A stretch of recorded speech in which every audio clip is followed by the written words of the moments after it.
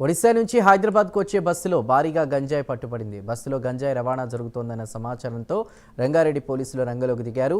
అబ్దుల్లాపూర్ మెట్ సమీపంలో బస్సును ఆపి తనిఖీలు చేపట్టారు. అనుమానాస్పదంగా ఉన్న 2 బ్యాగుల్లో 21.33 కిలోల గంజాయిని గుర్తించారు. పట్టుబడ్డ గంజాయి విలువ 12 లక్షలు ఉంటుందని పోలీసులు అంచనా వేస్తున్నారు. గంజాయి తరలిస్తున్న ఇద్దరిని పోలీసులు అరెస్ట్ చేశారు.